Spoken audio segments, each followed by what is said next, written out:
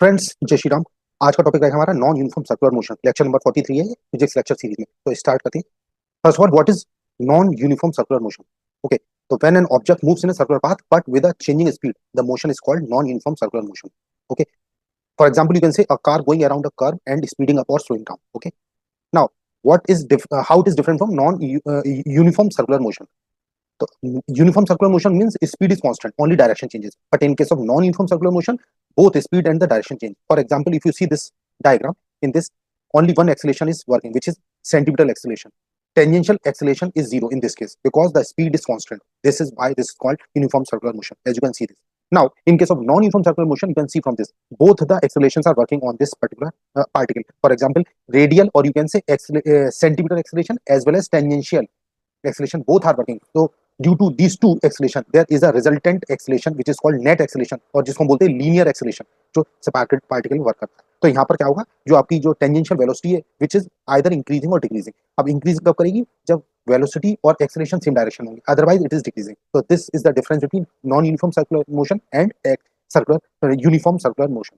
Okay, now you can see side by side both the diagram so that you can compare. Have a look at both these. This is uniform and this one is non-uniform circular motion. Okay, now see another important point which are to be remembered. Number one, see the net acceleration is no longer pointing towards the center of the particle, जैसा मैंने आपको समझाया. Okay, second is there are two components of acceleration, जैसे मैंने आपसे कहा radial or centripetal you can say, which is due to the change in the direction of the velocity, and second is tangential due to the change in the magnitude of the velocity. So both the accelerations are present, and you can see from this diagram also there are both acceleration tangential as well as the radial acceleration, due to which the net acceleration is not tending towards the center.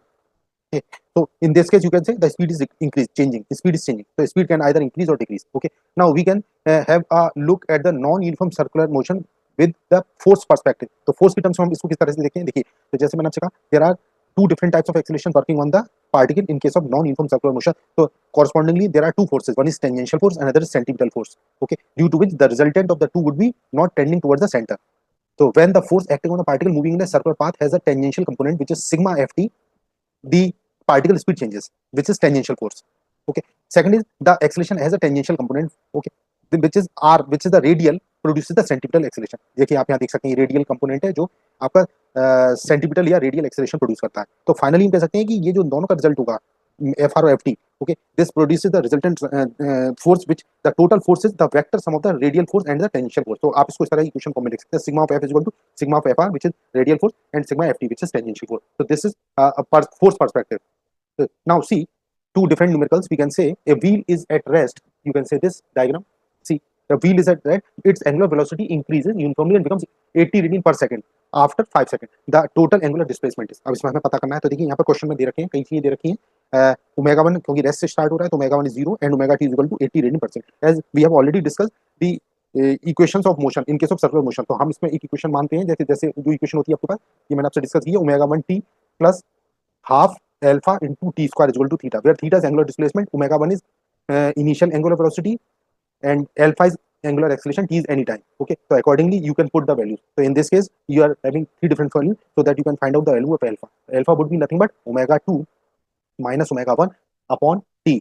ये कैसी equation आई हमारे पास? ये आई omega omega 2 is equal to omega 1 plus alpha t. ये जो equation होती है first equation of the motion, circular motion. So in this you can find out the value of angular acceleration, which is nothing but omega 2 minus omega 1. Omega 2 is 80 minus omega 1 0, that is divided by 5. So this is equal to nothing but 16 radian per second. Okay, now this alpha would get you the value theta. So आप calculate कर सकते हैं theta की value, which is nothing but omega 1 is 0 into 5 plus half into alpha is 16 into t means 5 का whole square. So that if you are solving this, you are getting this as 200 radians. Okay, so this is the angular. So in this case, the answer is option number C. Next question: a fan is rotating at a speed of 600 radian revolutions per minute. When the power supply is stopped, it stops after 60 revolutions. Find the time taken to stop it. तो अब यहाँ पर देखिए, this is again a good question. In this case, you are having frequency which is given in radian revolutions per minute. तो आप इसको revolution per second में convert कीजिए. You are getting this as 10 revolutions per second. Okay, once you get omega f, then you can get the value of omega 1, which is nothing but 2 into pi into f. Initial angular velocity आप calculate कर सकते हैं यहाँ से. तो 2 into pi into 10, which is 200 pi radians per second. This is the value for initial angular velocity. Now what is theta? अब यहाँ पे लिखा हुआ है कि 60 रिवोल्यूशन के बाद वो स्टॉप करता है, तो थीटा आप निकाल सकते हैं। तो एक रिवोल्यूशन में 2 पाई रेडियंस होते हैं, तो 60 के लिए हो जाएंगे 60 into 2 pi, that is nothing but 120 pi radians. Okay, these are the revolution. तो उसके बाद क्या होता है, ये पंखा रुक जाता है, फैन स्टॉप्स, तो ये ओमेगा 2 की वैल्यू 0 हो जाएगी।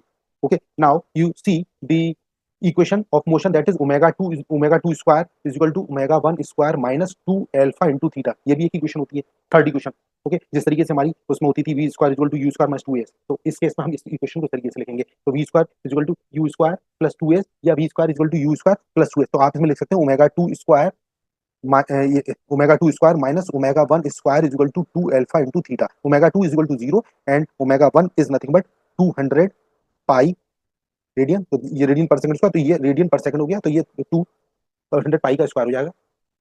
Okay, sorry this is 20 pi, this is 20 pi, इसको 20 पाई कर देता हूँ, 20 पाई का whole square is equal to 2 into अब अल्फा, और मुझे नहीं पता है, और ये थीटा की वैल्यू 120 पाई है, तो यहाँ से मैं निकाल लूंगा अल्फा की वैल्यू, तो alpha I am getting this would be 400 pi square upon 2 into 120 pi, 2 into 120 into pi, तो this would get me a value सब। तो अभी मैं इसको यही छोड़ देता हूँ, अब मैं ओमेगा 2 की वैल्यू निकालता हूँ, तो मुझे फाइनल स्पीड चाहिए, तो उसके लिए इनिशियल स्पीड अब ये आपकी ओमेगा 1 काम करेगी, तो हम इसमें निकाल सकते हैं ओमेगा 2 इक्वल टू, अब अगेन फॉर्मूला लिखेंगे omega 1 plus alpha into T. Okay, ये इक्वेशन लिखी हमने, तो इससे ओमेगा 2 निकाल लिए, ओमेगा 2 जीरो है, सॉरी ओमेगा 1 हमारे पास कितना है 220 पाई है, प्लस पर अब यहाँ एक्चुअली ये रिटार्डेशन है, क्योंकि पंखा रुक जाता है 60 रिवोल्यूशन के बाद, तो ऑटोमेटिकली अल्फा की वैल्यू नेगेटिव आएगी, तो आप यहाँ पे देखिए, यहाँ पे ये वैल्यू नेगेटिव आएगी अल्फा की माइनस, तो यहाँ पर लिख सकते हैं माइनस 400 पाई, ये वैल्यू आ रही है माइनस 400 पाई।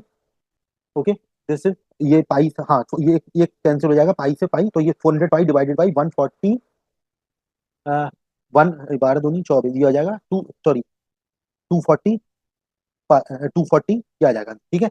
तो ये आ गया 20 pi minus 400 pi upon 240 into, अब मुझे यहाँ पर टी की वैल्यू निकालनी है, तो टी यहाँ से निकल जाएगा, तो टी यू आर कैलकुलेटिंग दिस, तो ये हो जाएगा पर 20 पाई अपॉन 400 पाई, ये नीचे आ जाएगा, और इसमें 2 इंटू 120 मतलब 240 से मल्टीप्लाई हो जाएगा। ओके, तो you are getting the answer. अब इसमें सब कट जाएंगे, देखिए 2 जीरो कट गए यहाँ से, और ये 2 20 से कट जाएगा, तो ये आ जाएगा टोटल 12, तो this is how you are getting, तो आंसर इज 12 सेकंड। तो ये आपका इस क्वेश्चन का सोल्यूशन होगा। तो दोस्तों ये वीडियो आज का यहीं तक, आप बताइए आपको वीडियो कैसा लगा, and thank you for watching this video. जय श्री राम।